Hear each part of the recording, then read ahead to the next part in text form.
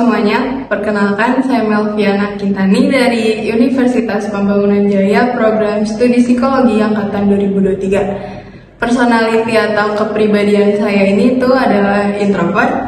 Kalau dari hasil tes MBTI-nya Carl Jung, salah satu tokoh psikologi, nah itu hasilnya itu ISTJT. Nah, kepribadian saya ini tuh memiliki kelebihan yaitu terorganisir, jujur, bertanggung jawab, dan berkomitmen pada sesuatu yang ingin dijalankan gitu. Katanya sih gitu ya. Terus kalau kelemahannya ini itu saya nggak peka, terus rawan burnout, abis itu keras kepala, dan terlalu menjudge orang-orang gitu. Halo semuanya, nama saya Sandrina Aurelia. Saya berasal dari Psikologi 2023 dan program studinya Psikologi. Kepribadian saya adalah ISFPT. Bisa dibilang seperti yang pertama, saya adalah seorang introvert. Dan kelebihan dari kepribadian saya adalah saya bisa jadi seorang motivator untuk orang-orang terdekat saya. Dan saya bisa dibilang seseorang yang sensitif atau peka terhadap orang lain gitu. Untuk kelemahan saya sendiri, saya cenderung gampang stres akan suatu hal, mungkin karena saya nggak mempersiapkan hal itu dengan baik. Dan juga kelemahan saya lainnya, saya bisa dengan tiba-tiba merubah rencana saya yang awalnya ini jadi ya seperti awal plan A jadi plan B, jadi kayak mendadak berubah di tengah-tengah. Terima kasih. Halo semuanya, kenalin nama saya Najwa Satria Pakartini. Saya dari program studi Ilmu Komunikasi Universitas Pembangunan Jaya. MBTI saya adalah STP atau tipe extrovert yang paling ambisius dan juga mudah beradaptasi. Saya juga memiliki kemampuan untuk membuat keputusan dengan cepat, namun itu bisa menjadi bumerang buat saya karena itu bisa menjadi keputusan yang tidak dipikirkan secara matang. Jadi itu sebuah kelemahan yang dimiliki saya.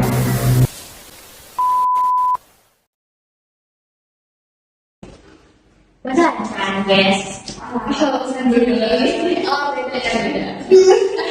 Terus takjub gimana? Aman kayak satu.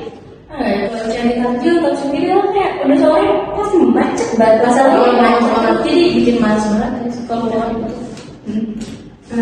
Guys, jadi kan kita nih dari lahir sampai gede, kayak dari TK sampai kuliah tuh di Tangerang Selatan. Ya. Menurut kalian masalah yang paling urgent di Tangerang Selatan ini apa sih? Sebenarnya ada banyak nggak sih? Tapi yang paling gue rasain untuk sekarang ini polusi udara. Setuju nggak sih? Kayak kerasa panas, terus juga gak enak banget untuk tidur, terus juga kemacetannya, apalagi buang sampah sembarangan itu juga parah banget sih mungkin. Ya sih, kalau buat ngomongin masalah di Tangsel ini sebenarnya banyak banget, kayak yang tadi udah lu bilang tadi kan. Terus juga kayak tentang pembangunan kota, kayak taman kota di Tangsel ini kan kayak masih minim banget ya, pembangunannya nggak rata, kayak paling ada tuh cuma di BSD gitu. Jadi kayak gitu sih masalah-masalah menurut gue. Tapi ya kalau dilihat dari survei sama berita-berita yang gue baca, kalau ditanya masalah apa yang paling bikin masyarakat Tangsel itu kesel sih, masalah kemacetan. Kayak kalian nih ngerasain juga pasti kalau berangkat atau pulang ke kampus tuh pasti ada satu tempat yang spotnya tuh macet terus gitu, jadi langganan gitu ya kan. Apalagi sih kalau pagi-pagi ya, kayak ada orang berangkat kerja, kuliah, sekolah tuh start di titik gitu kayak Ciputat, Pamulang, terus juga salah mainnya deh kan. Tapi kalau menurut gue ya, akar permasalahan kemacetan itu kayak kurangnya public transport gak sih? Kayak jadi tuh orang-orang mau ke tempat tujuannya tuh jadi milih buat gunain kendaraan pribadinya kalau untuk mobilisasi ke tempat tujuan mereka, jadi kayak bikin macet. Betul banget, mereka yang pakai kendaraan pribadi, misal kayak mobil, paling isinya 2-3 orang doang, atau enggak ya cuma 1 orang. Bahkan jadi kalau dapat disimpulin tuh masalah kemacetan ini tuh karena banyak kendaraan pribadi itu yang turun ke jalanan, jadi jalanan tuh makin gak karuan gitu macetnya. Tapi menurut kalian nih, kalau misalkan pemerintah kota Tangsel mendengarkan dan merealisasikan untuk buat transportasi umum, itu bakal menjadi lebih baik lagi sih katanya kalian? Kalau menurut gue sih bisa aja ya, tapi kayak asal tuh untuk perjalanan yang jelas gitu. Jadi strategis, gak jauh dari tempat tujuan mereka, kayak disediain halte-halte yang terdekat gitu. Tapi kalau untuk harus jalan kaki sih ya, harusnya pemerintah tuh mempersiapkan trotoar untuk jalan kaki yang lebih bagus lagi, lebih layak lagi gitu.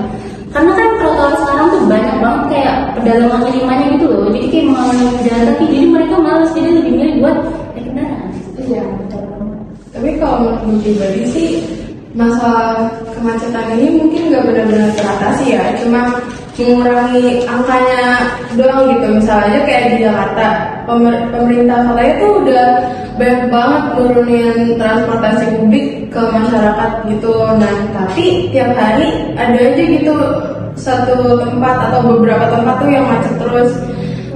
Jadi kadang orang-orang tuh kayak masih ragu mungkin untuk naik transportasi umum karena ada beberapa masalah kayak misalnya pencopetan atau karena ya males ngantri aja gitu kan, pasti ngantri banget naik TJ, naik apa yang angkot itu. Mikrotrans Ya, mikrotrans. Tapi menurut gue sih itu kesadaran individu masing-masing aja ya, karena ya sebanyak apapun solusi yang sudah diberikan juga, ya kalau rakyat mau bekerja sama juga buat apa gitu kan. Betul itu sih ya kan. Kayak apalagi itu populasi masyarakat di Tangsel itu kan nggak sedikit lah ya, yang kalian tahu gitu. Jadi kalau sesama masyarakat yang ada kesadaran diri dan nggak mau saling mengalah juga sih susah untuk meminimalisir kemacetan gitu. Setuju sih sama pendapat kalian. Jadi perlu menanamkan dulu ke masyarakat ini mengenai pentingnya kesadaran diri terhadap kemacetan di kota ini. Terus baru menggeneralisasi solusi-solusi atau aturan dari pemerintah untuk mengatasi kemacetan di Tangerang Selatan ini. Harusnya sih kayak gitu ya. Tapi gimana? Kan gak gampang untuk menanamkan ke masyarakat tentang pentingnya kesadaran diri akan kemacetan di kota ini. Tapi sebenarnya sih Pemkot itu tuh harus adanya sosialisasi, tapi lebih rutin lagi. Jadi kan seperti yang kita tahu tuh, kita tuh kadang sosialisasi sekali ya udah bisa lewat, nggak bakal dilakukan lagi. Jadi sosialisasi itu harus 1 bulan sekali. Pokoknya itu sebisa mungkin kesadaran mungkin. Tapi sebenarnya yang paling gampang tuh ada satu, itu kalau misalkan warga itu udah kena dampak, ya udah pernah kena dampak udah sih. Jangan kayak gitu. Tapi benar juga sih. Warga itu harus diberi sosialisasi tentang pentingnya kesadaran akan kemacetan ini sih. Soalnya kalau kemacetan parah banget gitu ya, itu kan bisa menyebabkan masalah-masalah lainnya gitu, kayak masalah lainnya itu kayak turut datang soalnya dari kemacetan tadi, kayak polusi udara yang bilang Leon tadi itu kan bisa jadi dari kemacetan karena asap kendaraannya gitu. Ya, Kayak bisa muncul permasalahan lainnya dari kemacetan. Betul lagi, karena kalau masih terus kan kayak banyak banget asap kendaraan yang terbuang gitu, jadi menghasilkan polusi. Nah, polusi ini kan juga dapat dampak kayak kesehatan, misalkan apa ya, ispa gitu ya. Terus kayak dari satu masalah ini tuh malah menyebar kemana-mana, jadi PR baru lagi buat kita semua gitu. Nah, that's right. Jadi semoga dari diskusi kita ini itu bisa bisa membuat warga lebih aware mengenai pentingnya kesadaran diri terhadap kemacetan deh. Jadi kita juga bisa saling menopang satu sama lain gitu. Jadi nggak berat sebelah dari satu pihak, dari pemerintahnya doang. Karena kan kalau dari pemerintahnya doang ngasih solusi, warganya nggak mau kerja sama, buat apa gitu guys. nah mungkin segitu dulu kali ya diskusi kita. Jadi untuk kedepannya semoga di pemerintah Kota Tangerang Selatan itu mendengarkan aspirasi-aspirasi kita, dan juga untuk warganya yang mari kita bekerja sama dengan pemerintah Kota Tangerang Selatan untuk membuat kota ini jadi jauh lebih maju lagi. Oke, sekian. Terima kasih dan sampai jumpa di lain